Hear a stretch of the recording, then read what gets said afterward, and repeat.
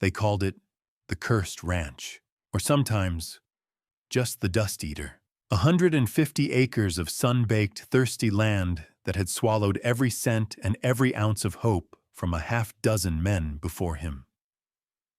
The last owner, a big-bellied cattle baron from back east, had practically given it away, and still, nobody in their right mind wanted it.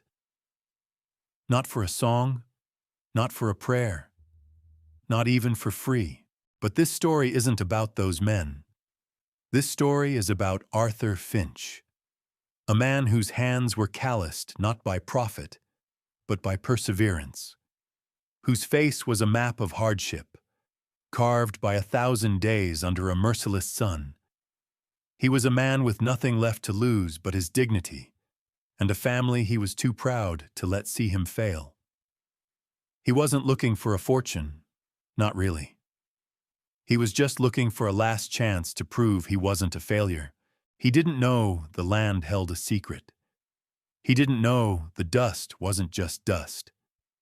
He only knew that for a man with a hungry family and a heart full of stubborn hope, even a cursed patch of dirt was better than nothing at all.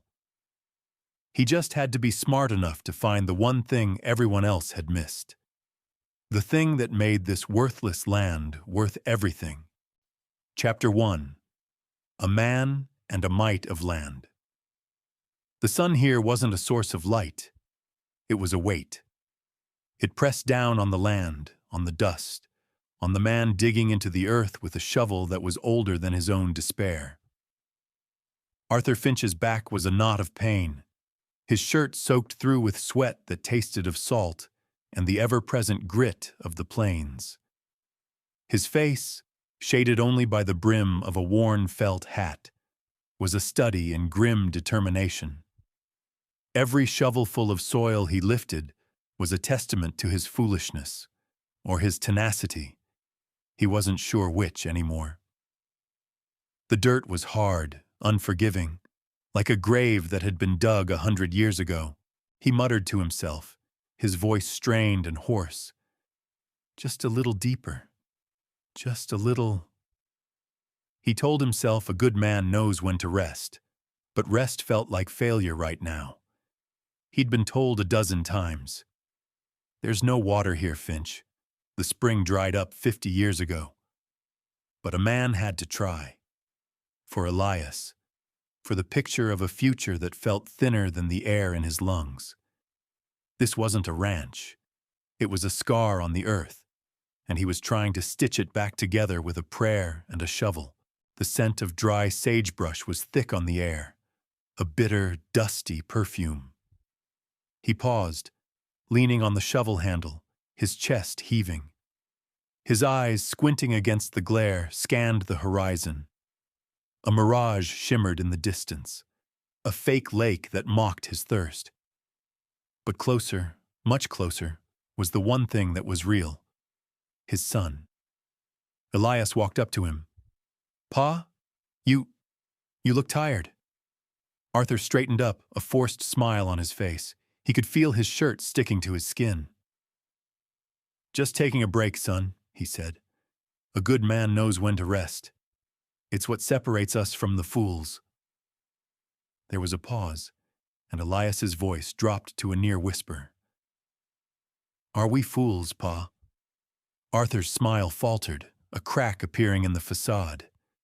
He glanced down at the pathetic pit he'd dug, 3 feet deep, nothing but hardpan and disappointment.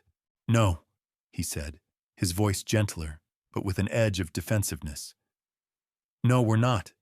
We're pioneers. Pioneers don't quit just 'cause the ground is stubborn. We'll find water. We have to. The old man, the one who sold it to you, he said a fella tried for a whole year once. Said he dug 20 different spots, and still nothing." Arthur turned back to the hole, gripping the shovel. He didn't want to meet his son's eyes. He didn't want to see the doubt that mirrored his own. "He didn't have a reason," he said with a hard edge to his voice now. "We do. We have you, Elias. We have this ranch." "It's not much of a ranch, Pa," Elias said. shifting his weight again. The cattle look so skinny, and the barn, the roof is falling in. You could see the sky right through it. Arthur's shoulders slumped. He felt a wave of crushing defeat wash over him.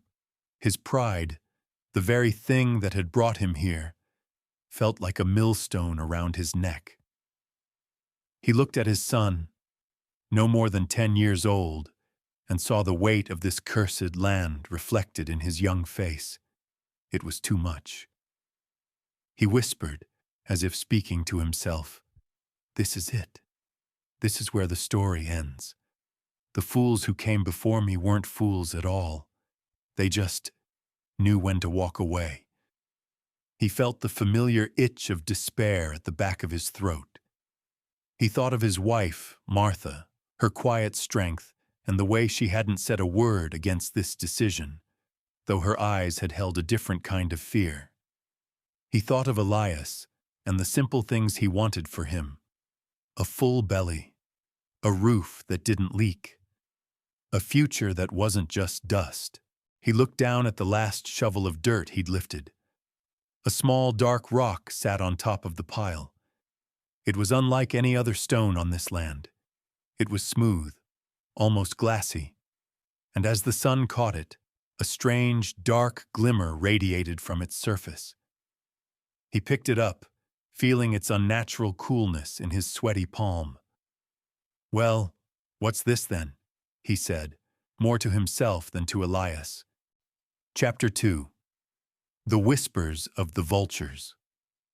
The distant, mocking cry of the vulture seemed to echo the hollowness in Arthur Finch's chest. He stood there in the punishing heat, his shovel forgotten, the strange, dark rock held carefully in his calloused palm. It was cool to the touch, a shocking relief against his sweaty skin, and its surface felt almost slick. He turned it over, watching the sunlight catch a faint, almost imperceptible line of gold running through the glassy blackness. The glimmer was so slight, so modest, he almost dismissed it as a trick of the light, another illusion on a land full of them. "Pa?" Elias's voice, small and filled with the quiet, weary hope of a boy who had seen too much hardship, pulled him from his trance. "What is it?" Arthur looked at the rock, then at his son. A flicker of something he hadn't felt in years sparked in his chest. It was a fragile, dangerous thing. Curiosity. It felt like a betrayal of all the hard lessons this land had taught him. But he couldn't help himself. I don't know, son. It's just a strange rock." He pocketed it quickly, as if to hide it from the sun, from the vultures, from the relentless judgment of the plains. "Let's go home. It's too hot to be digging anymore." The walk back to the pitiful ranch house was quiet. The sun had begun its slow, orange descent, painting the sky with a desperate beauty that mocked the ugliness of the land below. The house itself was a collection of faded boards and a sagging porch, a monument to the failures of those who came before him. Inside, his wife, Martha, was bent over a cook stove, its fire barely smoldering. The air was thin and hot, smelling of wood smoke and a lingering despair. "Any luck, Arthur?" she asked without turning around, her voice even and tired. He heard the question as a formality, not a query. She already knew the answer. She always did. He sat down at the small, rickety table, the sound of the chair scraping against the floor an abrasive protest. He reached into his pocket and pulled out the rock, setting it on the table between them. "I didn't find water," he said, his voice low. "But I found this." Martha finally turned, her face a mask of exhaustion etched with lines of worry. She looked at the rock, a flicker of something unreadable in her eyes. "What is it?" "I don't know," Arthur admitted. "It's hard as a rock, but it feels different. And look here." He pointed with a calloused finger to the hairline of gold. There's a streak of something in it. Martha picked it up, her delicate fingers a stark contrast to the rough, dark stone. She held it up to the weak light from the window. "It's just a rock, Arthur," she said, her voice flat. "This ranch, it's 100 acres of rock and dust. Nothing more." She set it back down, a definitive finality in the sound it made against the wood. "We have to talk about what's next. We're running out of food. Elias needs shoes." The words hit him like a physical blow. He knew they were true, every one of them. He had gambled their last coin on this worthless land, and he was losing. The cold practicality of her words was a stark contrast to the small flicker of hope the rock had ignited in him. He felt the weight of her judgment, not angry and loud, but quiet and resigned. It was a weight far heavier than the sun on his back. "Give me a week," he pleaded, his voice cracking slightly. "Just one more week. I have a hunch about this." Martha's face was unyielding. "Hunches won't feed us, Arthur. You've been chasing hunches your whole life. You gambled what little we had left. It's time to face facts." She paused, her eyes meeting his, filled with an exhaustion that broke his heart. "We have to leave. You have to find work in town. I told you this a month ago." He looked at the rock on the table. The thin line of gold seemed to mock him now, a fragile promise in the face of insurmountable reality. He was caught between his wife's quiet desperation and the stubborn, reckless hope that had always defined him. He knew she was right. But something in the strange, cool weight of the stone in his pocket, something in the way it had seemed to call to him from the dust, refused to let him go. That night, after Martha and Elias were asleep, Arthur sat alone at the table, the kerosene lamp casting long, dancing shadows on the walls. He picked up the rock again, holding it to the light. He scraped a pocket knife against its surface. The blade, dull from years of use, made no mark. The stone was impossibly hard. He took a nail from his pocket, a small bit of metal he'd been saving. He pressed the sharp point against the golden streak. The gold didn't scratch. The nail bent. A strange, inexplicable chill ran down his spine. The vultures were circling, and they were talking. They were whispering in the wind, telling him to give up, to leave. But the stone in his hand was whispering something else, something about hope. Chapter 3. A Price Paid in Hope. The following morning was a mirror of the one before it, a relentless glare of sunlight and the endless, whining chorus of the wind. Arthur woke before dawn, the chill of the desert night still clinging to the air, and dressed in the same worn clothes, his muscles stiff with a new kind of resolve. He left the house quietly, the floorboards groaning under his weight, careful not to wake Martha or Elias. He carried the strange, dark rock in his pocket, a secret he was guarding from the world and from his own family's weary pessimism. He made his way back to the pitiful hole he had dug yesterday. The vultures were already there, perched on a fence post like grim reapers in black cloaks, their heads cocked. He could almost hear their silent conversation, a judgment on his foolish persistence. He ignored them. The rock felt heavy and solid against his thigh, a small anchor in a sea of doubt. He didn't begin digging right away. Instead, he dropped to his knees and examined the surrounding area, his eyes scanning the cracked earth. The ground here was a tapestry of rock and sand, but he was looking for more than just surface-level signs. He was looking for a pattern, a reason why this particular spot, 100 yards from the rest of the ranch, felt so different. He remembered the feel of the cool air that had come up from the hole, a fleeting sensation he had dismissed as a fluke. Now he wondered if it was a sign. He spent the first hour crawling on his hands and knees, his face inches from the ground, tracing faint lines and depressions in the dirt. He felt like a hound on a trail, his instincts sharpened by desperation. There was no water, no sign of life, but there was something else.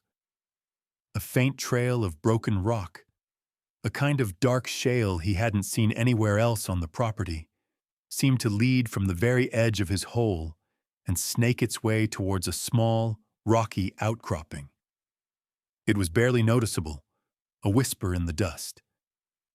He followed it, his heart beginning to beat a little faster, a rhythm of hope and fear.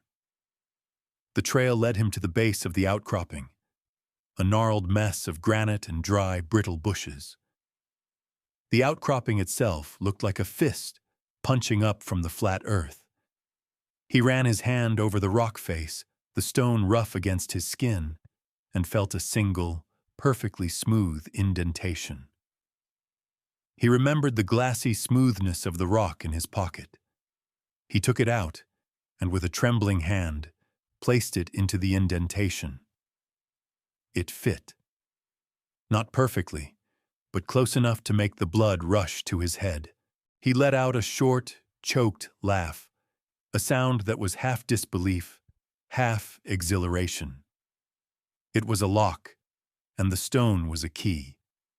He pulled the rock out and felt the weight of the moment press down on him. What did this mean? He had no idea, but he knew with a certainty that was both terrifying and electrifying that it wasn't a coincidence. He took his shovel and began to dig again, not in his old spot, but at the base of the outcropping. The ground here was different, more forgiving. It was still packed tight, but there was a yielding quality to it, almost as if it had been disturbed before. The shovel blade cut through the soil with less resistance, and with each strike, a new smell rose from the earth. A damp, earthy scent that was alien to this parched landscape. It smelled of potential. He worked with a furious, quiet energy, his muscles screaming in protest. The sun climbed higher, beating down on him with a merciless vengeance, but he hardly noticed. He was lost in the rhythm of the work, his mind a whirlwind of possibilities. What if it was water? Enough to save the ranch, to grow feed, to keep his cattle alive. What if it was something else? The glint of gold in the stone. What if that was a sign of something valuable, something that would buy them a new life, far from this punishing dust bowl? By midday, he had a trench dug about 4 feet deep and 6 feet long. The dirt was damp and cool to the touch. He paused, his breath coming in ragged gasps, his hands blistered and sore. He reached a depth where the dirt changed completely. It was darker, richer, almost black. It smelled of rot, but a kind of fertile, rich rot. He knelt down, his fingers sinking into the loamy soil. He had never felt anything like it on this land. This wasn't just earth. It was the promise of something alive. It was the answer to a prayer he hadn't even known he was saying. He scooped a handful of the dirt and brought it to his nose, a wide, delirious smile spreading across his face. He felt like a king who had just found a new kingdom. The vultures on the fence posts watched him with their beady, indifferent eyes. They saw a man covered in dirt, a man on his knees, a man who looked half mad with exhaustion and heat. But what they didn't see was the future he held in his hand. A future that smelled of damp soil and the wild, impossible hope of a new beginning. Chapter 4. The Silent Ranch. Arthur worked through the heat of the afternoon, his mind a fever of possibilities. He had found something more than just damp soil. He had found a seam of soft, dark earth running like a vein beneath the hardpan. He followed it with a furious, digging energy, his shovel cutting through the loamy soil with a satisfying ease. The closer he got to the outcropping, the richer and darker the soil became. It wasn't just dirt. It was almost black, a kind of perfect, fertile earth he had only ever read about in books. He was so consumed by the work that he didn't notice the sun dropping lower in the sky, or the long, reaching shadows that stretched across the plains. He worked until his back screamed in protest, and his arms felt like lead.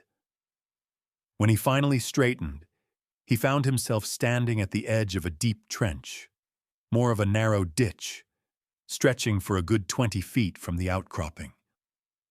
At its deepest point, it was nearly 5 feet. The air coming from the trench was cool and damp, and smelled not just of earth, but of something deeper, something ancient. He climbed out of the trench, his body aching with a good kind of fatigue, the kind that came from hard work and a flicker of hope. He looked back at his work, a satisfied smile on his grimy face. He had a path now, a dark line drawn in the dust. He had no idea what it led to, but he knew, with a certainty that had nothing to do with logic, that it was the answer. As the last light of day bled from the sky, a chilling silence fell over the ranch. The incessant chirping of the cicadas stopped. The wind died down to a faint whisper that barely stirred the dust. The world seemed to hold its breath. This wasn't the peaceful quiet of a summer evening. It was an eerie, unnatural stillness. Arthur felt the hair on the back of his neck stand up. He looked around, his heart pounding a frantic rhythm against his ribs. The silence felt heavy, watchful. He had always heard stories about the silent ranch, whispered tales that the land itself had a memory, a kind of spirit that slept and woke with a terrible purpose. He had always dismissed them as the superstitions of desperate men. Now, standing alone in the fading light, he wasn't so sure. He reached into his pocket, and his fingers closed around the smooth, dark rock. It felt colder than before, a chilling weight in his hand. He looked towards the outcropping, the shape of it now a dark, imposing silhouette against the bruised sky. He had a sudden, overwhelming urge to get back to the house, to the warmth and safety of his family. He felt a sense of trespass, as if he had disturbed something that had been sleeping for a very, very long time. He scrambled down into the trench he had dug and began to backfill it, his hands moving with a frantic urgency. He didn't want anyone to see this, to know what he had found. The fear was a cold knot in his stomach. He wasn't afraid of a ghost story. He was afraid of men who saw something they wanted and would stop at nothing to get it. This land had a reputation for driving men mad, for eating their fortunes. But what if it wasn't the land? What if it was the people it attracted? The vultures who circled above, watching and waiting. He knew in his gut that he had found something valuable, and he knew that if he was right, he was in more danger now than he had ever been in his life. He worked until his arms ached, covering the dark earth with a thin layer of the usual dust and sand. By the time the moon began to rise, the trench was gone, swallowed by the darkness. He stood up, breathing heavily, and looked back at the outcropping. It looked like any other meaningless rock formation in the moonlight. The silence still hung in the air, but he was no longer alone in it. He saw the faint, shimmering flicker of a lantern far off in the distance. Someone was riding towards the ranch, and the cold knot in his stomach tightened into a fist. Chapter 5. A Son's Desperate Question. Arthur scrambled to his feet, his heart hammering against his ribs like a frantic bird. The distant light was no figment of his imagination. It bobbed and swayed, growing larger with each passing minute, a tiny star that was drawing inexorably towards his ranch. He felt a primal need to be back at the house, to be with Martha and Elias. The shovel felt suddenly heavy and useless in his hand. He looked back at the outcropping, a dark, silent sentinel under the moon. He had covered his tracks, but he knew in his gut that a good tracker would be able to follow the subtle change in the earth, the disturbed soil. He was no longer a man with a secret. He was a man with a target on his back. He ran. The dry grass snapped and crunched under his boots, the only sound in the unnerving silence. He didn't slow down until he was at the back porch, leaning against the doorframe, gasping for breath, his chest burning. He listened. The house was quiet. He slipped inside, the familiar scent of old wood and kerosene a comforting balm. Elias was sleeping soundly, a small, innocent lump under a thin blanket. Martha was awake, sitting in her rocking chair by the window, her hands still and her face a pale oval in the gloom. "You're late," she said, her voice a low, even murmur. "I was worried. I was just getting a head start on tomorrow's work," he lied, the words tasting like dust. "The ground is cooler at night." She didn't answer right away. She just looked at him, her gaze penetrating, as if she could see the frantic fear in his eyes. He felt a deep shame.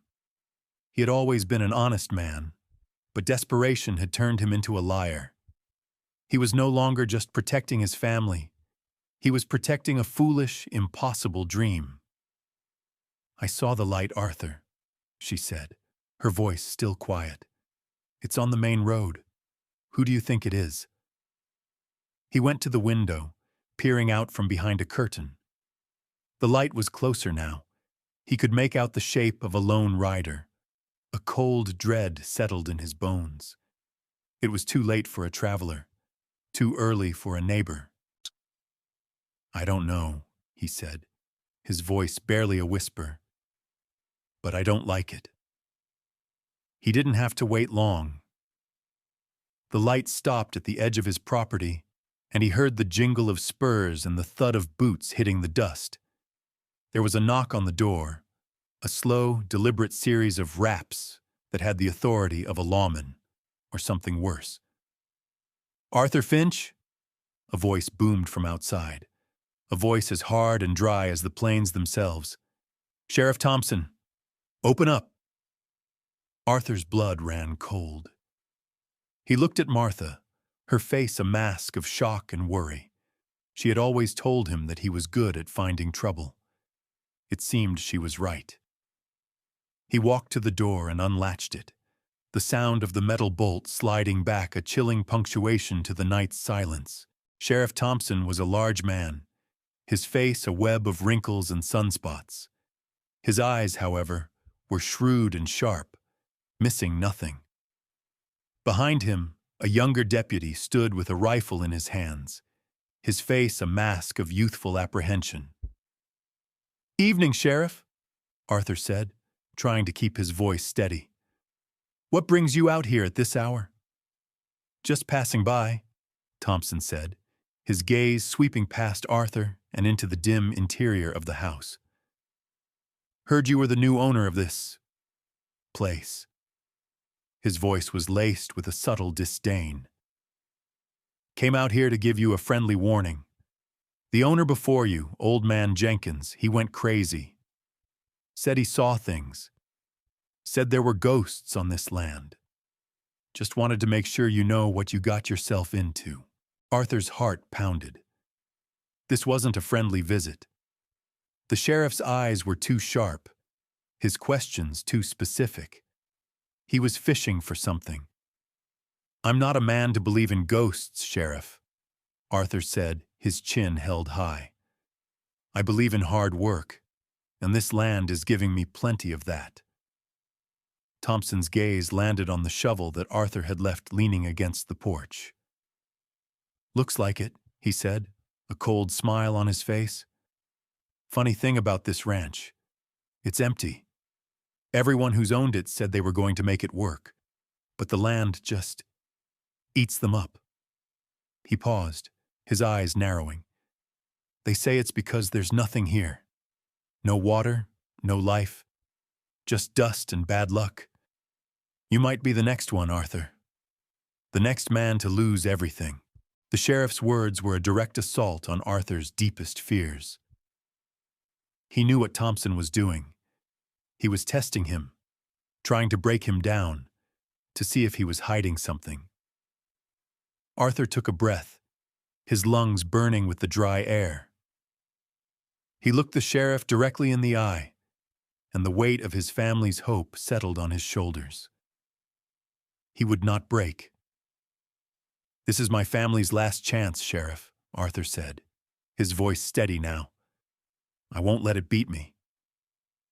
Thompson studied him for a long, quiet moment, the silence thick with unspoken threats. The deputy shifted uncomfortably behind him. Finally, the sheriff tipped his hat. "Hope you're right, Finch. Good luck with the ghosts." He turned and mounted his horse, the deputy following suit. The sounds of their departure slowly faded into the night, leaving the ranch in a silence that was now heavier and more menacing than before. Arthur closed the door and leaned against it, his knees trembling. He had faced down a threat, but he knew with a certainty that chilled him to the bone that this was just the beginning. Chapter 6. The First Clue. A Strange Gleam. The next morning, the sun rose on a ranch that felt changed. The light was just as harsh, the wind just as dry, but the silence had been broken by the sheriff's visit. Arthur felt a new kind of pressure, a gnawing anxiety that settled deep in his gut. He had to prove his hunch right, and he had to do it fast. The sheriff wasn't just a nuisance. He was a vulture, and he was circling. After a quiet, strained breakfast, where Martha's worried eyes followed his every move, and Elias ate his porridge in a silence that felt heavier than usual, Arthur slipped away from the house. He made his way back to the outcropping, his shovel clutched in his hand. The spot where he had buried his trench was now just a normal patch of dust, but to him it was a screaming secret. He could see the faint disturbance in the soil, the way the sand lay a little differently. He began to dig, but this time with a different purpose. He wasn't just looking for water, he was looking for a pattern, a trail. He followed the line of dark earth he had uncovered yesterday, widening the trench until it was a small, 3-foot-wide ditch. The work was easier now. The soil was rich and giving, and it was getting darker and darker with every shovelful. He was following a path that was meant to be followed. He worked for hours, his mind a quiet, focused machine. He thought about the sheriff's words, the implied threats, the certainty with which he had declared the ranch worthless. The sheriff knew something. Arthur didn't know what, but he knew Thompson was watching him, waiting for him to fail, or perhaps to find something. By midday, his trench had reached the base of the outcropping itself. The soil here was almost black, a kind of perfect loam he had only ever seen in pictures of eastern farmland. He felt a shiver of excitement. He wasn't just digging a hole, he was uncovering a secret. As he scraped the last shovelful of dirt away, his shovel hit something hard. It wasn't rock. The sound was different, a dull thud, not the sharp clang of metal on stone. He knelt down, his fingers trembling, and began to scrape the black soil away. What he found was not what he expected. It was a smooth, flat surface, perfectly straight, almost like a wall. It was too regular to be natural rock. He dug along its edge, his heart pounding, revealing more and more of the strange surface. It was made of something black and polished, and as the sun hit it, a faint gleam, a shimmer of gold, came from deep within the material. It was the same color as the streak in his rock, but here it was not a thin line. It was a faint, almost ghostly shimmer, a light that seemed to come from within the earth itself. He ran his hand along the surface, his fingers tracing a cold, unnatural smoothness. He couldn't tell what it was, but he knew, with every fiber of his being, that it wasn't natural. He looked up, his mind racing, and saw Elias standing at the edge of the trench, a small, worried figure against the vast sky. "Pa!" Elias's voice was small, his face a mask of concern. "What are you doing? It's so hot." And the sheriff came by again. He was watching the house. The mention of the sheriff sent a jolt of cold fear through Arthur. He had been so lost in his discovery that he had forgotten to be afraid. He scrambled out of the trench, grabbing Elias's arm, his voice a low, urgent whisper. "He came back? What did he say?" "Nothing," Elias said, his eyes wide. "He just sat there on his horse, looking. He was looking right at the house. He looked angry." A wave of dread washed over Arthur. The sheriff was growing impatient. He was playing a game, and Arthur had just made his first move. He looked back at the black, shimmering surface in the trench, a secret that was now half exposed. He had to cover it. He had to hide it. He couldn't let anyone see this. Not yet. "Go home, Elias," Arthur said, his voice firm. "Go help your mother. Don't tell her you saw me here. Don't tell anyone."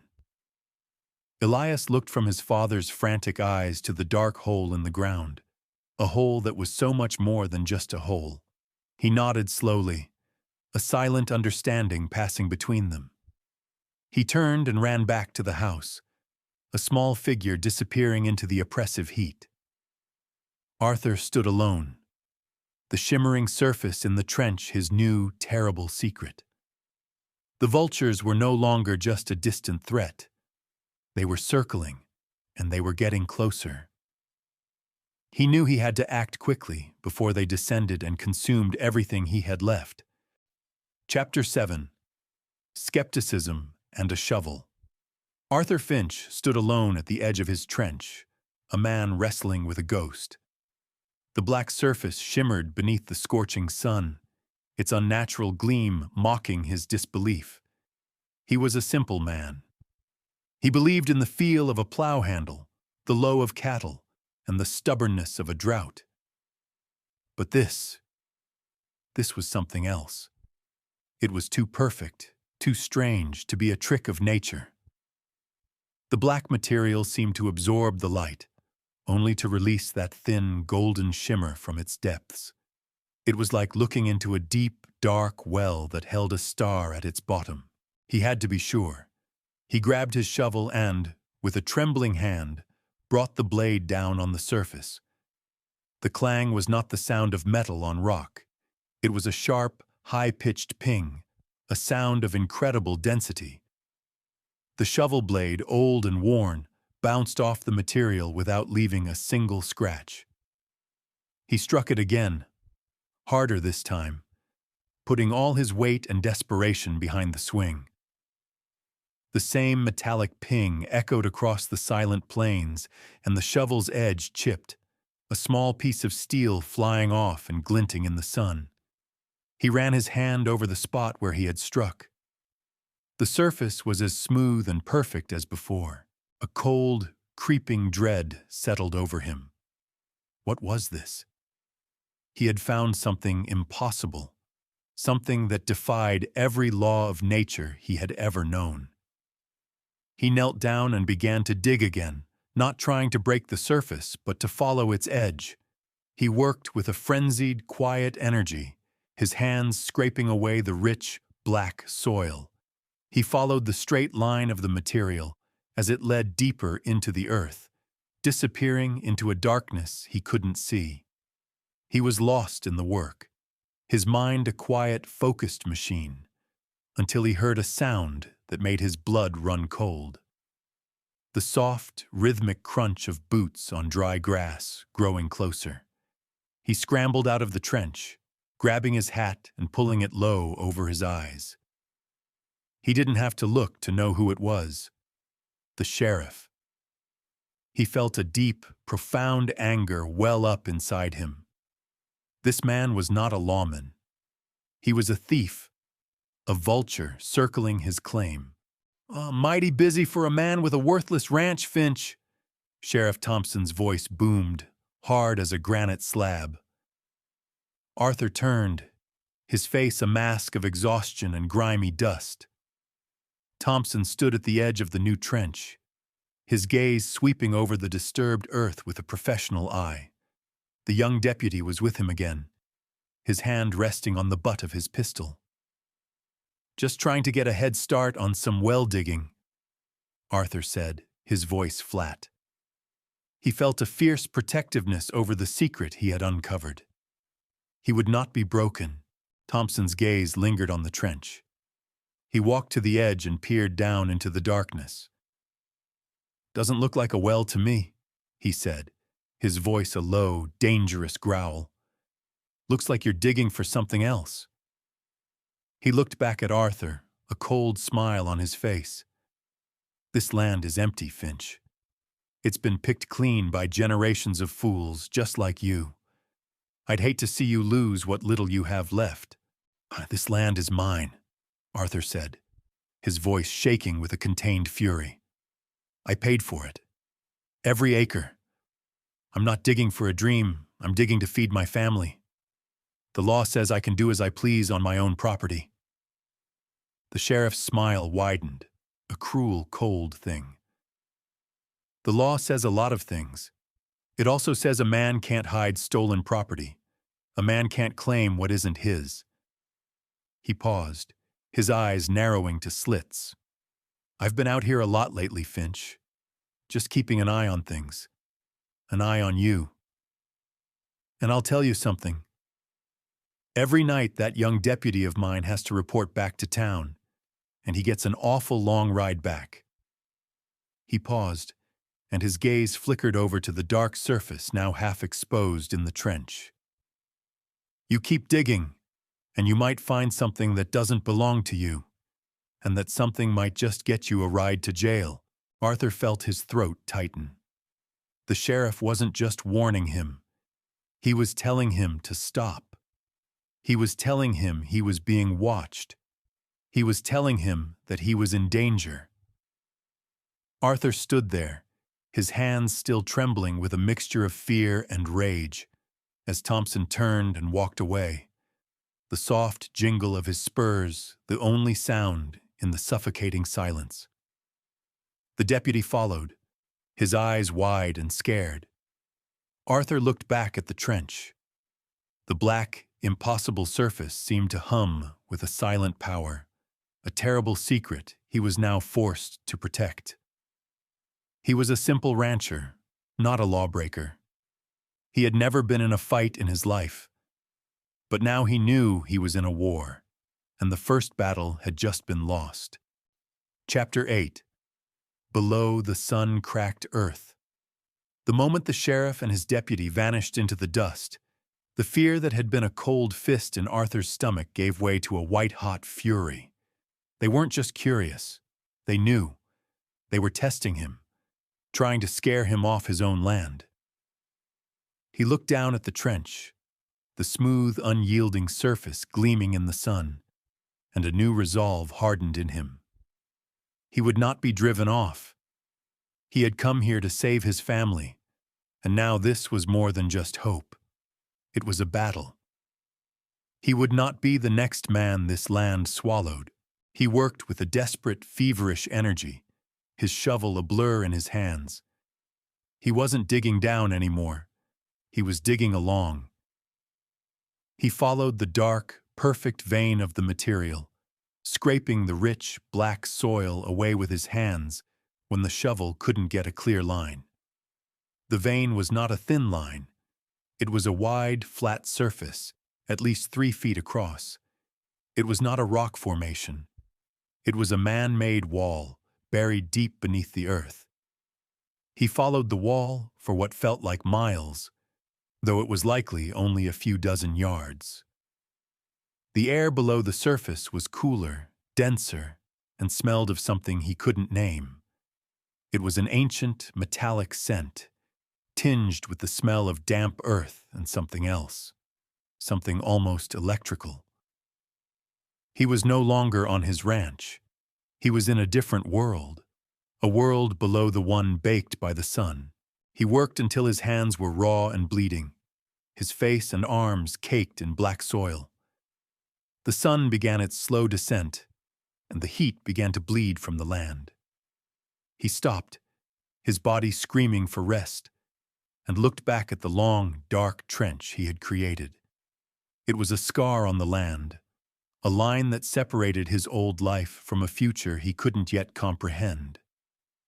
He had uncovered a structure, a wall that ran from the outcropping and disappeared into the vast, empty plains. He had to know what it was.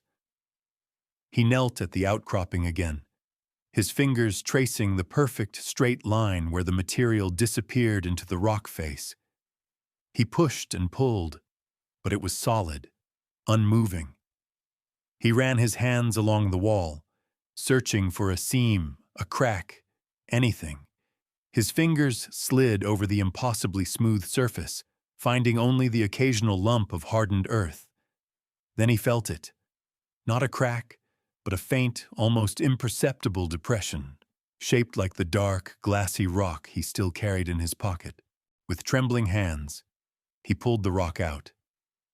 He remembered the feeling of it fitting into the indentation on the outcropping. Was this another key? He pressed the stone against the depression. It slid into place with a quiet, satisfying click, and the sound was followed by a low, mechanical grinding that came from deep within the earth. He pulled back, his heart a frantic drum against his ribs. The ground beside the outcropping, where the wall began to move. A perfect, rectangular section of the wall, about 5 feet tall and 3 feet wide, began to slide sideways, revealing a black, gaping hole. A wave of fear and awe washed over him. He had found a door. He peered into the darkness. A cold, stale air smelling of dust and centuries-old stillness wafting up from the depths. He reached for a match in his pocket, his hand shaking so badly he almost dropped it. He struck it, and a small, trembling light flared to life, casting long, dancing shadows. He held the match over the opening. The darkness was not empty. A set of stone steps, perfectly carved and ancient, descended into the blackness. He could feel the weight of history in the air, the silence of 100 years. He thought of the sheriff, of Martha, of Elias. He was a rancher, not an explorer. This was dangerous. This was foolish. But a voice in the back of his mind, the same voice that had told him to buy this worthless land, whispered to him, "This is what you were looking for. This is why you are here." He took a deep breath, the stale air filling his lungs, and stepped onto the first stone. The match sputtered and died, plunging him into a blackness so complete it felt like a physical presence. But he was no longer afraid of the dark.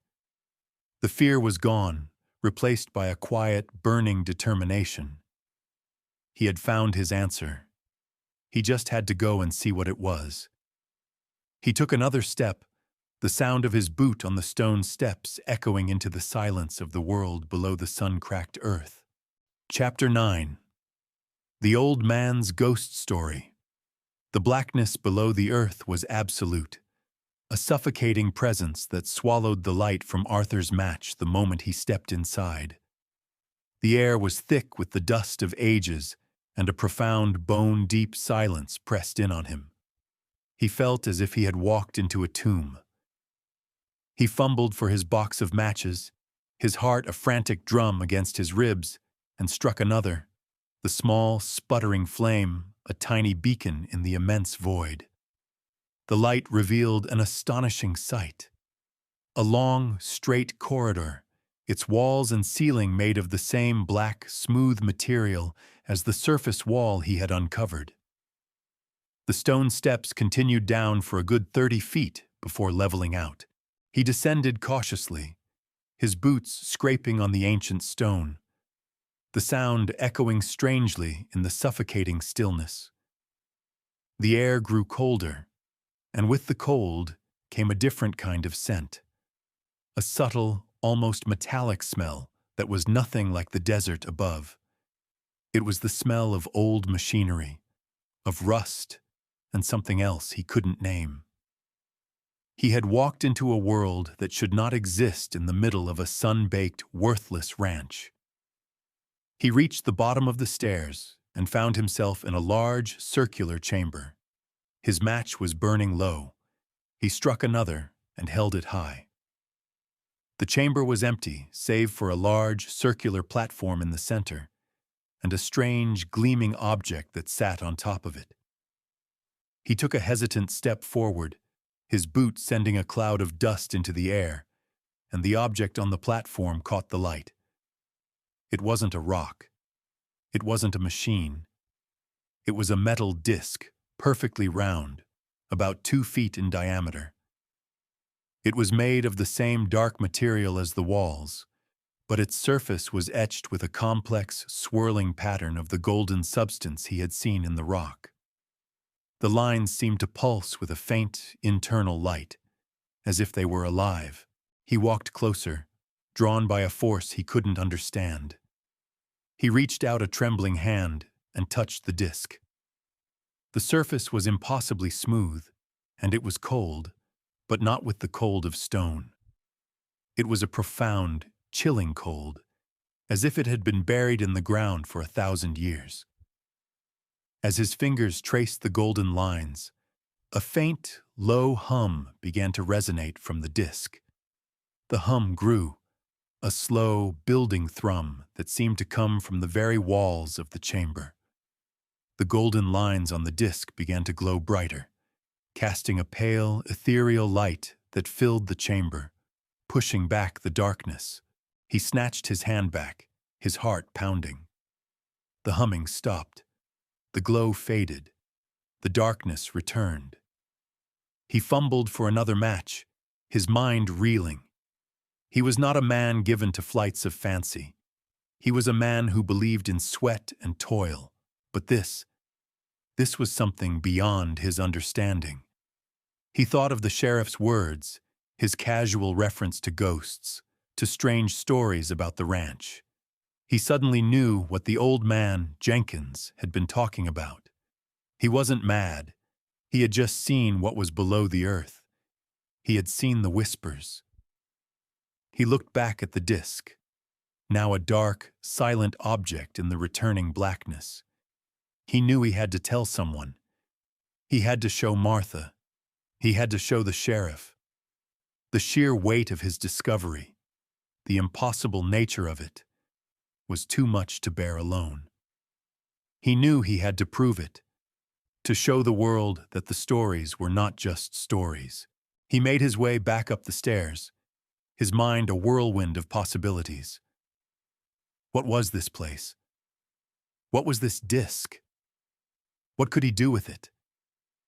The fear that had been a constant companion on his ranch, the fear of losing everything, was now gone, replaced by a strange, exhilarating awe. He had found something that was not just valuable, it was priceless. It was a part of history, a forgotten secret of the earth. He emerged from the ground, gasping for the warm, familiar desert air. The moon was high in the sky, and the stars were scattered across the black canvas like diamonds.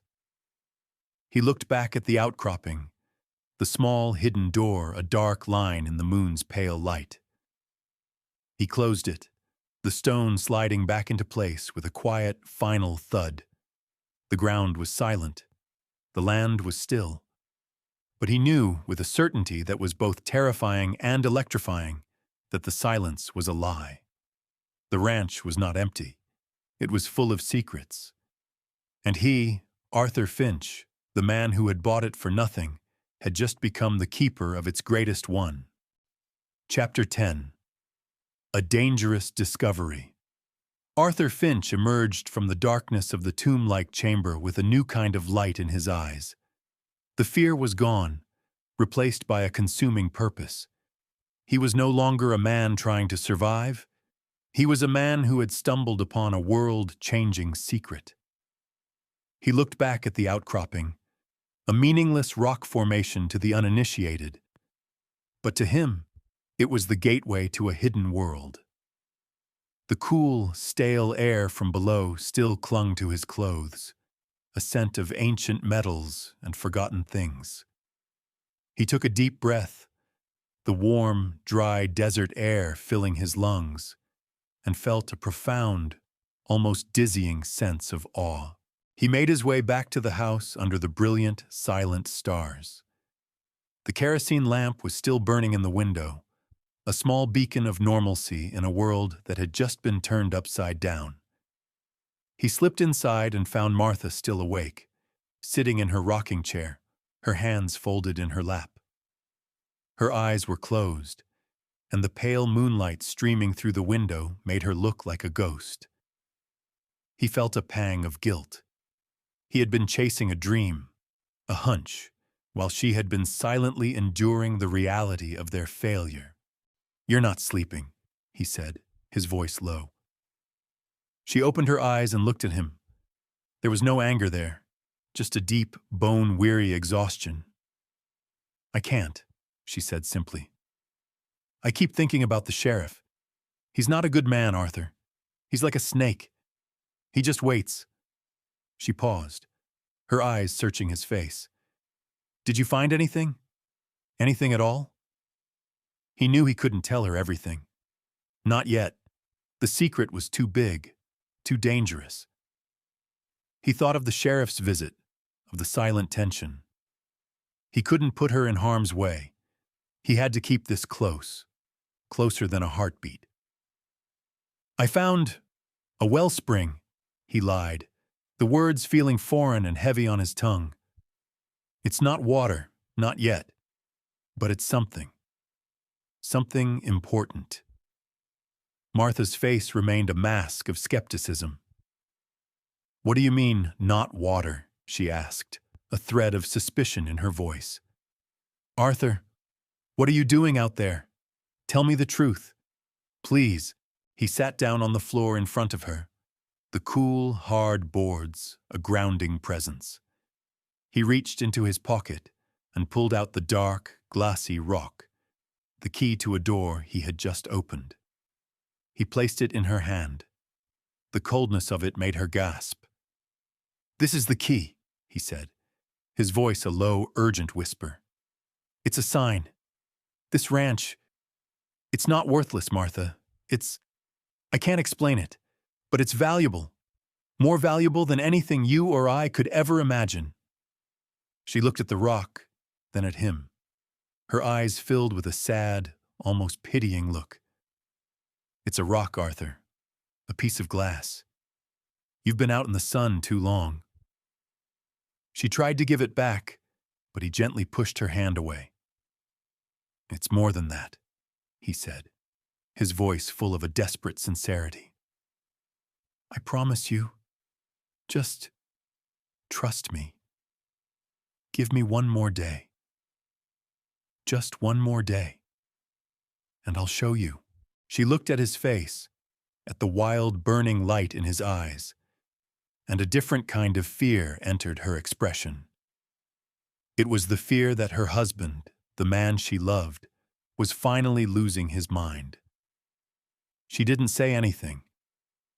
She just looked at him, and the silence in the room was louder than any argument. It was the silence of a woman who had given up. He left her there, sitting in the gloom, a small, weary figure in the moonlight. He went to his bed and lay down, but he didn't sleep. His mind was a whirlwind of the images he had just seen. The black corridor, the perfectly carved stone, the glowing, humming disc. He had to figure out what it was. He had to understand it. The fate of his family, and perhaps something much, much bigger, depended on it. He thought of the sheriff. He knew Thompson would be back. He knew the sheriff's threats were not idle. He had disturbed something that was meant to stay buried. He was no longer alone in his secret. He had to be smarter than them. He had to be one step ahead. The ranch was not a simple piece of land anymore. It was a battlefield, and he was in the center of it. He was a simple rancher, but he was a survivor, and he was not going to give up. He would fight for his family, for his home, and for the secret he had just uncovered. He would show them all that the ranch was not worthless. It was just waiting for the right man to unlock its hidden heart. Chapter 11. The Sheriff's Call. The night that followed was the longest of Arthur's life. He lay awake, the image of the humming disc seared into his mind, the cold fear of the sheriff's visit a physical weight on his chest. He knew he had to be smarter than them. He was not a fool. He was a man who had been given a gift, and he was not going to let it be stolen. He knew he couldn't keep this a secret forever. He needed help. He needed to find out what this was, and he needed to protect it, and his family, from the vultures who were already circling. He waited until the first light of dawn broke over the horizon, painting the sky with a pale, bruised light. He rose quietly, careful not to disturb Martha or Elias. The silence in the house was heavy with all the things they weren't saying. He walked out into the cool morning air, the desert a strange, beautiful landscape of muted colors. He made his way to the edge of his property, to the main road. He watched and waited, his heart pounding, until he saw what he was looking for. A cloud of dust in the distance, a man on horseback. Sheriff Thompson. He walked to the middle of the road and stood there, a small, defiant figure against the vastness of the plains. He held his head high, a new kind of resolve hardening his gaze. He wasn't afraid anymore. He was ready. Thompson saw him and pulled his horse to a stop, a cloud of dust swirling around them. The sheriff's face was a mask of cold suspicion. "Morning, Finch," he said, his voice as dry as the wind. "What are you doing out here? Planning on running away?" "No, Sheriff," Arthur said, his voice steady. "I'm here to call you on something." Thompson's eyes narrowed. "I don't like your tone, Finch." "I don't like your business," Arthur said, taking a step closer. "You're a lawman. The law says a man is free to do as he pleases on his own land.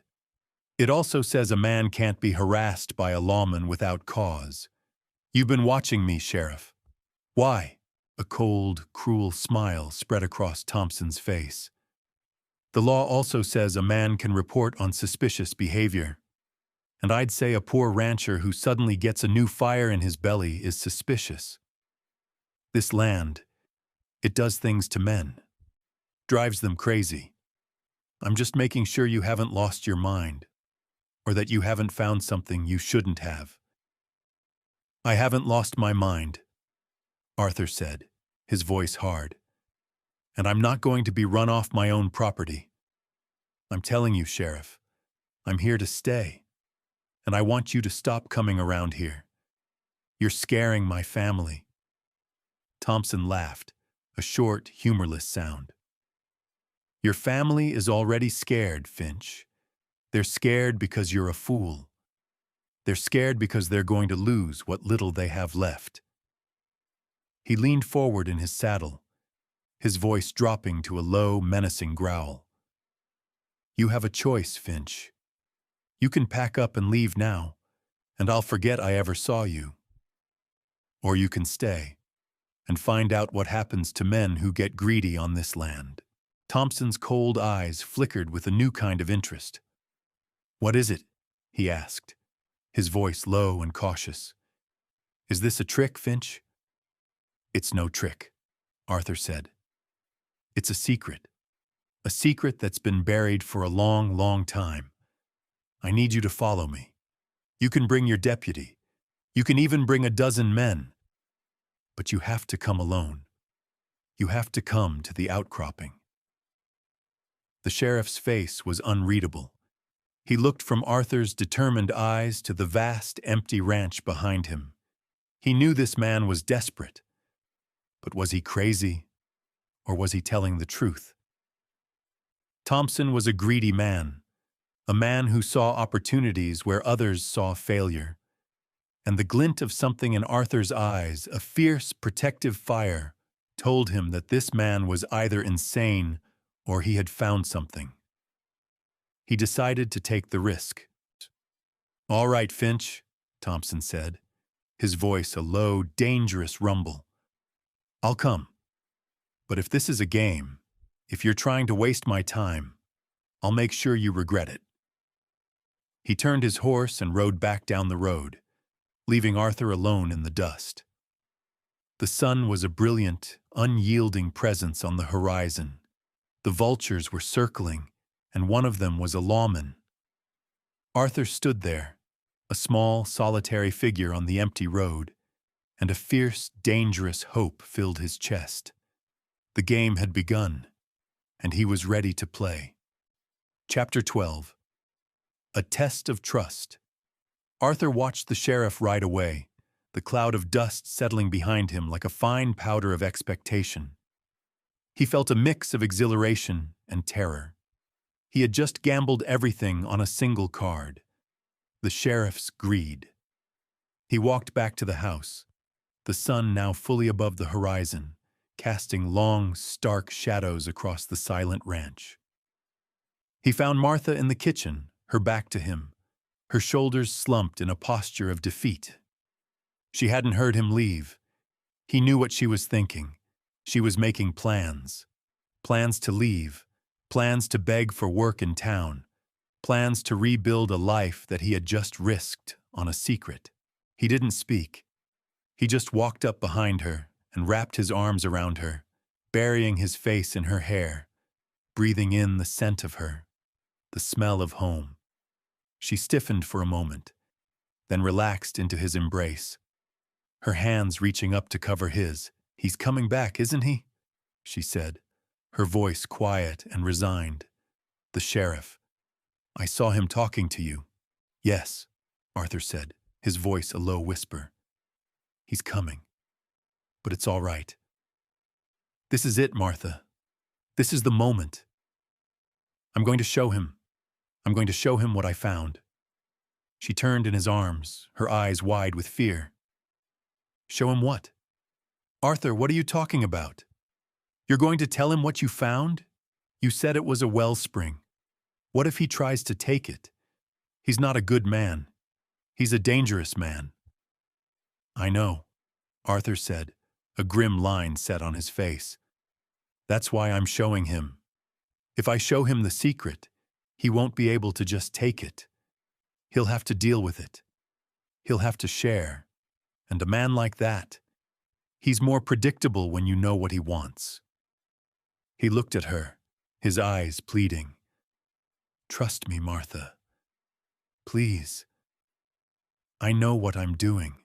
She looked at him for a long, quiet moment, her face a map of conflicting emotions, her fear for their future, her love for him, her deep-seated suspicion of men like the sheriff. And then, slowly, a flicker of something new appeared in her eyes. It was not hope, not yet. It was something deeper, something more powerful. It was faith. The same faith that had made her follow him to this cursed land, to this dead ranch. "All right," she said, her voice barely a whisper. "I'll trust you. But if you're wrong, Arthur, if you're wrong, we're done." He nodded, a sense of relief flooding his chest. It was a promise, a pact. He had one chance. He had to be right. He went outside and began to prepare. He took a pickaxe from the barn, its head gleaming dully in the morning sun. He walked back to the outcropping, his mind a quiet, focused machine. He felt a strange calm. He was no longer running, he was waiting. He sat on the ground near the hidden door, his back against the warm rock, the pickaxe resting beside him. He wasn't afraid. He was ready. He looked out at the vast, empty plains, and a feeling of profound loneliness settled over him. This was a battle he had to fight alone. He had to prove to a greedy man that the land was not worthless. He had to prove to his family that he was not a fool. Hours passed. The sun climbed high in the sky, beating down on him with a merciless vengeance. The air shimmered with heat. The silence was thick and heavy. He heard the faint sound of a horse approaching, a rhythmic, steady clip-clop that grew louder and louder. He stood up, his heart a steady drum, and waited. The sheriff rode up, alone. He dismounted, the jingle of his spurs a discordant sound in the stillness. He looked at Arthur, his eyes narrowed, a cold, calculating look on his face. "I'm here, Finch. So what is it? What's your big secret?" Arthur said nothing. He just gestured to the outcropping. "Over there, Sheriff. The answer is right over there." Thompson walked over to the outcropping, his boots crunching on the dry earth. He looked at the rock face, a grim, unimpressed expression on his face. "This is it? A bunch of rocks? You brought me out here for a rock, Finch?" He laughed, a short, bitter sound. "You're a bigger fool than I thought." "It's not a rock," Arthur said, his voice steady. "It's a door. It's the key to everything." He walked over to the outcropping and, with a precise, deliberate movement, placed the dark, glassy rock into the faint indentation. The sheriff's eyes widened slightly, a flicker of surprise in their depths. The quiet, mechanical grinding began again, a sound from deep within the earth, and the perfect rectangular door in the rock face slid sideways, revealing the black, gaping hole. The sheriff stood there, his mouth slightly open, a look of pure, unadulterated shock on his face. He wasn't just a lawman anymore. He was a man who was looking at a ghost. He was looking at a secret that had been buried for centuries. And Arthur Finch was about to show him what he had found. Chapter 13. An Offer from the Devil. Sheriff Thompson stood frozen, his eyes wide with a mixture of disbelief and raw, naked greed. The black, rectangular door in the solid rock stood open, a gaping, unnatural mouth in the face of the earth. He was a man who had seen his share of strange things on the frontier, but this was beyond anything he had ever imagined. This was not a ghost story. This was something real, and if it was real, it was valuable. He walked to the entrance, his boots crunching on the dusty ground, and peered into the darkness. A stale, cold air wafted out, smelling of ages and something metallic he couldn't place. He turned to Arthur, his cold, professional demeanor replaced by a hungry glint in his eyes. "What is this, Finch? What did you find?" "I don't know," Arthur said, his voice a low, steady rumble. "I just know it's been here a long, long time, and it was meant to stay hidden." Thompson didn't answer. He reached into his pocket and pulled out a box of matches, his hands trembling slightly. He struck one and held it high, stepping inside. The small light disappeared into the immense blackness, swallowed without a trace. He tried another, and this time he held it for a moment, letting his eyes adjust. He saw the stone steps, perfectly carved, disappearing into the void. He looked back at Arthur, a new respect in his gaze. "You came down here alone?" he asked, his voice full of a genuine, almost childlike awe. "Yes," Arthur said, "and I found something. Something that belongs to the ranch. Something that makes this land worth more than anything in this county. Thompson's eyes narrowed. He looked back into the darkness, then at Arthur. The greed in his eyes was no longer subtle. It was a consuming fire. "You found gold?" he whispered, the word a reverent sound. "Is that it? A gold mine?" "No," Arthur said. "It's not a mine. It's something else. I can't explain it. You have to see it for yourself."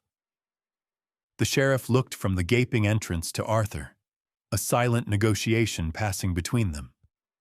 He was a man who understood power, and he knew that for the first time in his life, he wasn't the one holding it.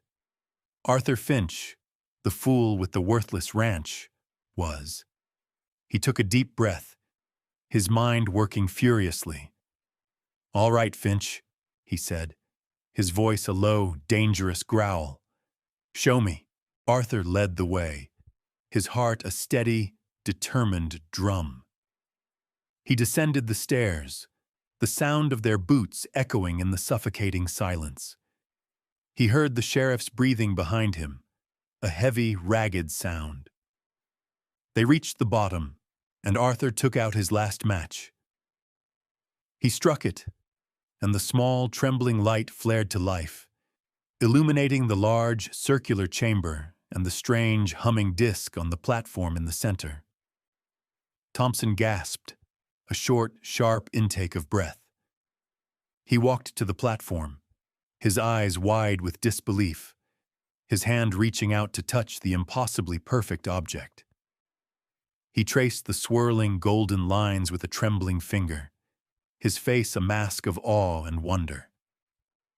He looked at Arthur, a new, strange look in his eyes. He wasn't just a lawman anymore. He was a man who had just seen a ghost that was worth a fortune.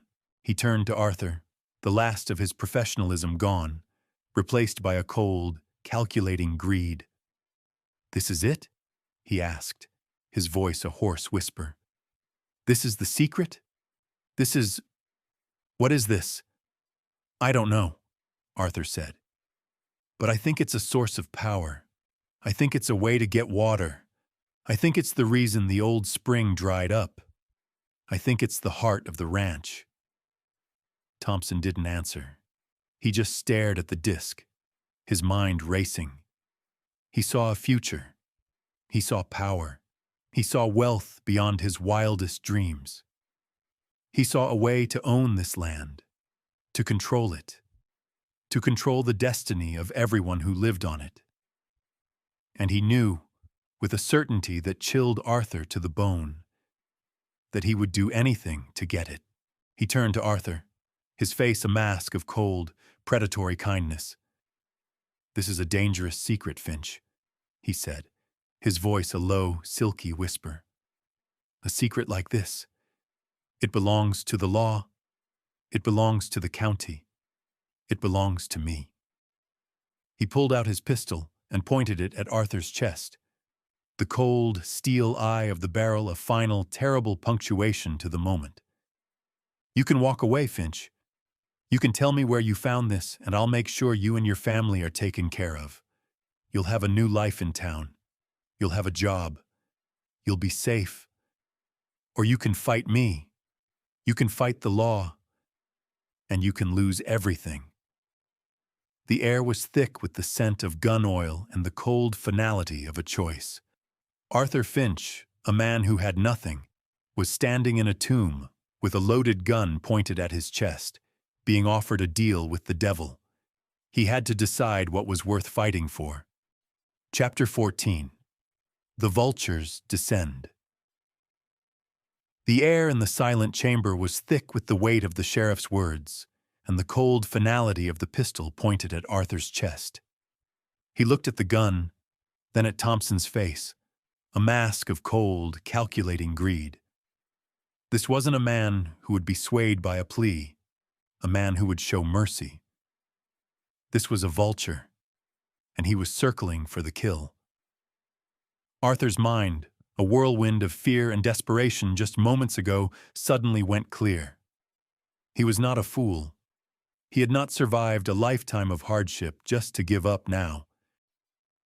"You're not a lawman, Sheriff," Arthur said, his voice a low, steady rumble. "You're a thief. You're a man who wants to take what isn't his, and I'm not going to let you." Thompson's cold smile widened. "I'm giving you a chance, Finch. A chance to walk away with your life and your family. A chance to not be a dead man." He raised the pistol slightly, the metal eye of the barrel a terrible, gleaming presence. "Don't be a fool.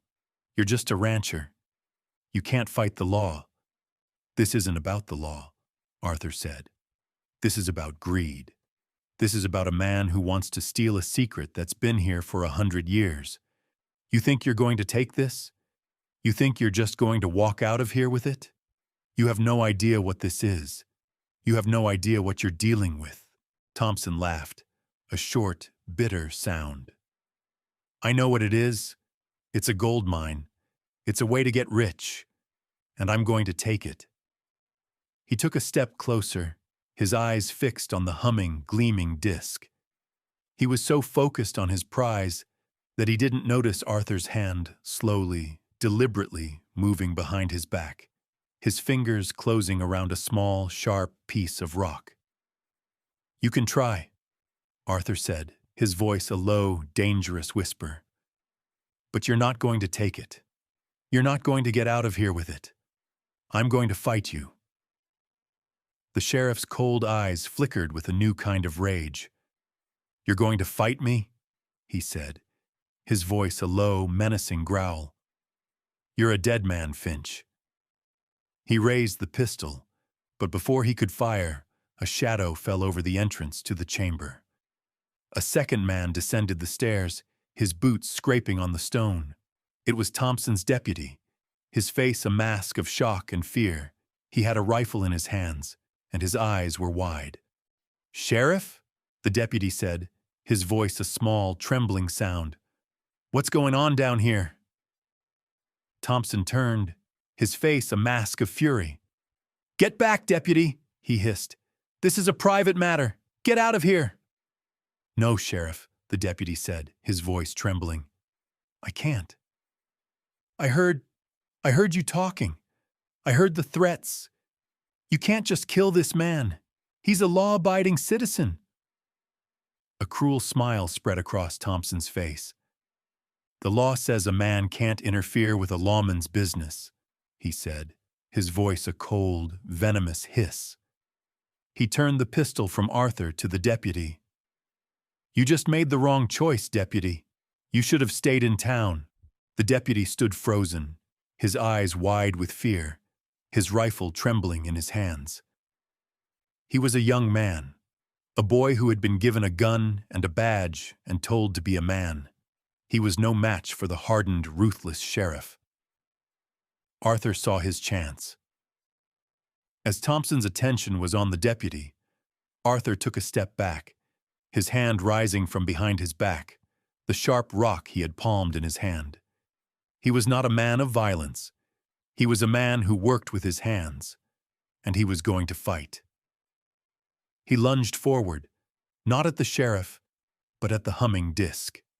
He brought the rock down on its surface, not with the intention of breaking it, but of activating it. The rock hit the disk with a sharp, high-pitched clang, and a wave of pure, humming energy pulsed from the disk. The golden lines on its surface flared to life, a blinding, ethereal glow that filled the chamber, pushing back the darkness.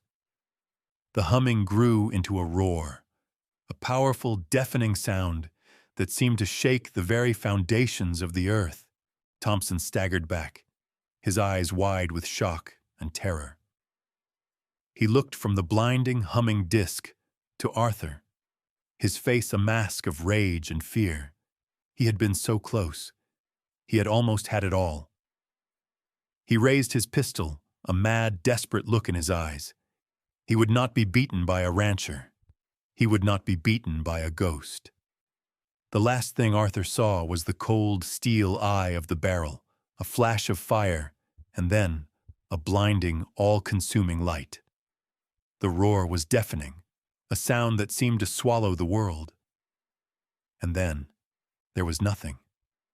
Nothing but a quiet, humming stillness, and a silence that was more profound than any sound. The vultures had descended, and the battle had begun. And Arthur Finch was about to find out if he had won or if he had lost everything. Chapter 15. The Final Betrayal. The roar of the humming disc was a physical force, a wave of energy that threw Sheriff Thompson and his deputy back against the cold, stone wall of the chamber. The blinding, ethereal light that pulsed from the golden lines on the disc filled the chamber, pushing back the shadows, revealing every crack and crevice in the ancient walls. The heat was immense, a searing, suffocating blanket that pressed in on them, and the air crackled with a strange, electrical energy.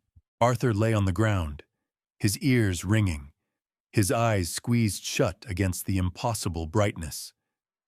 He felt the heat, the pressure, the sound of the world tearing itself apart. He felt the terror of a man who had unleashed a power he couldn't comprehend. He had gambled, and he was about to lose. The silence that followed was even more deafening. The humming stopped. The light faded, leaving the chamber in a twilight gloom, the only light coming from the single, still glowing disc.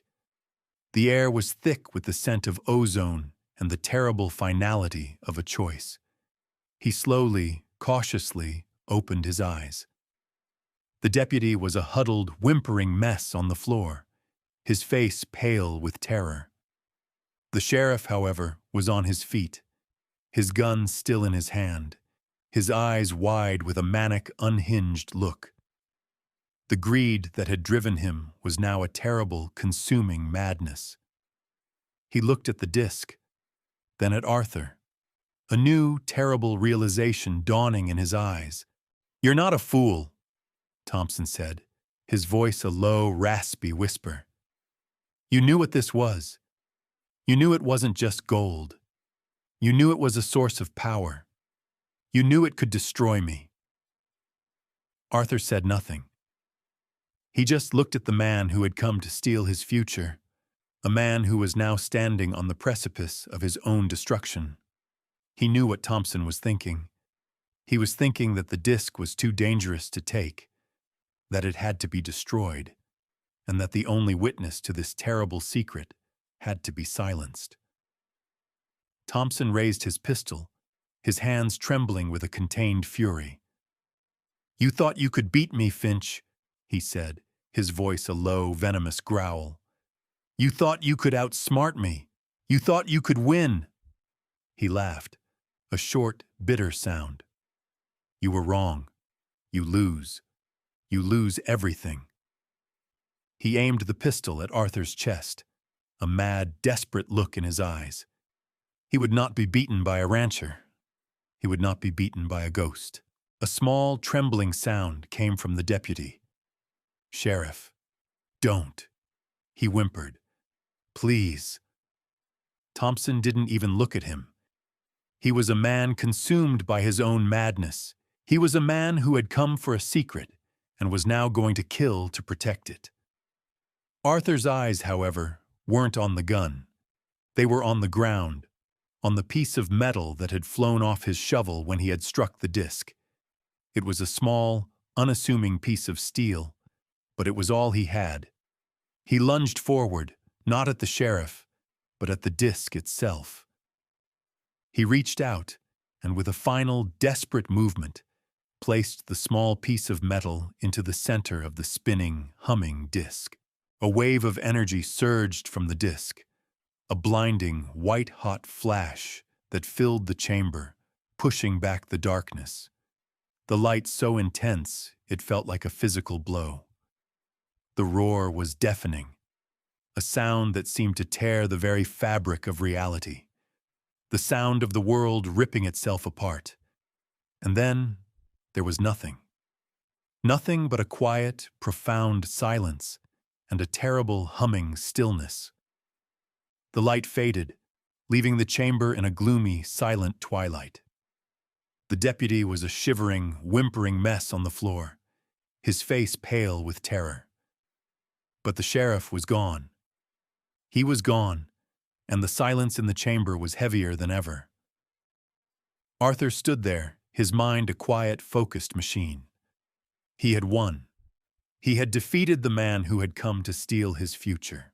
But he had also unleashed a power he didn't understand. A power that could have destroyed them all.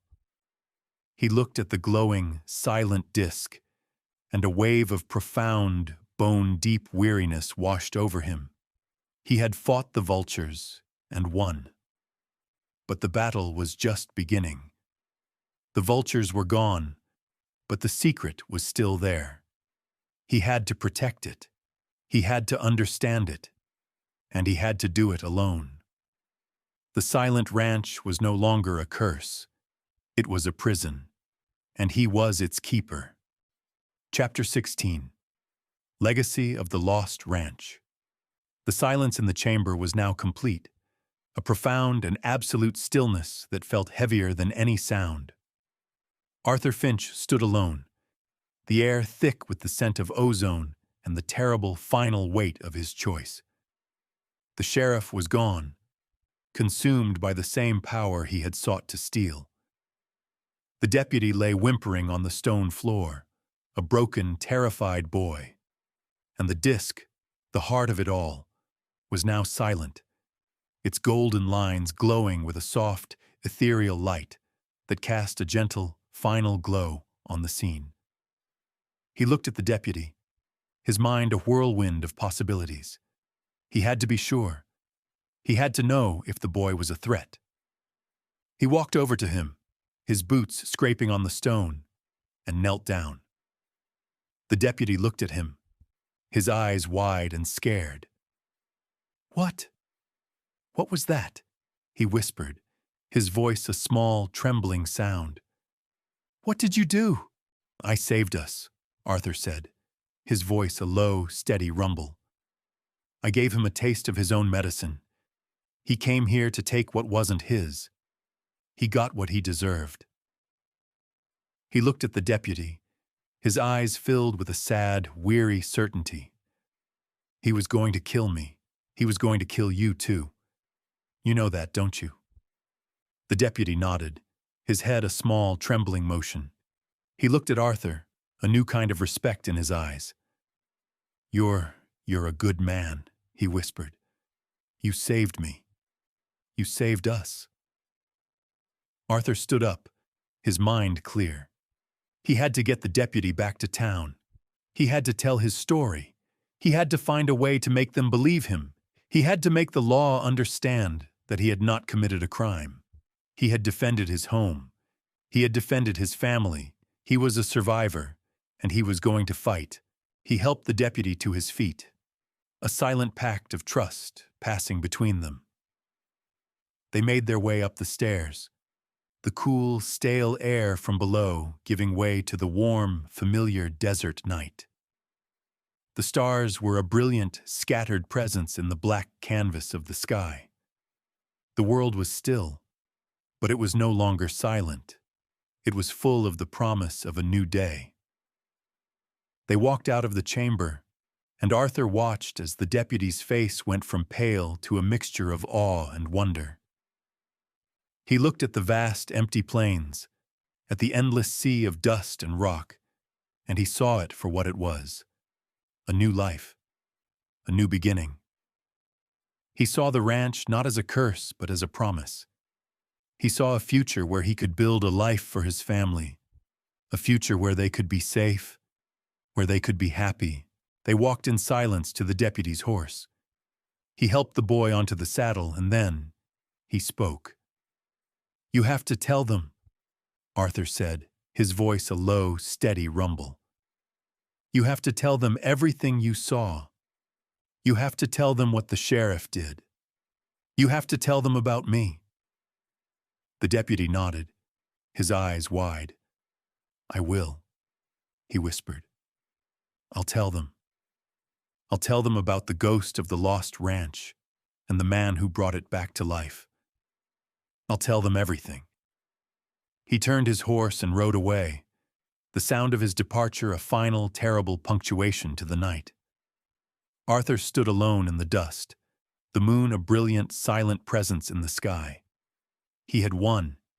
He had defeated the vultures. He had saved his family. But he had also taken a life. He had a secret that would follow him for the rest of his life. He walked back to the house, his mind a quiet, focused machine. He found Martha and Elias still asleep, a quiet, peaceful presence in the gloom. He lay down on his bed, a profound, bone-deep weariness settling over him. He had faced down a threat, but he knew that this was just the beginning. He had a secret that was worth more than a fortune. He had a secret that had been buried for 100 years. He had a secret that was going to change everything. He thought of the sheriff, of the madness in his eyes, of the greed that had consumed him. He thought of the deputy, of his fear and his sudden surprising loyalty. He thought of his family, of their love and their fear. And he knew, with a certainty that was both terrifying and electrifying, that the lost ranch was not just a piece of land anymore.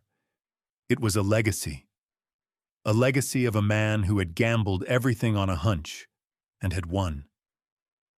A legacy of a man who had faced down the vultures and had brought a ghost back to life.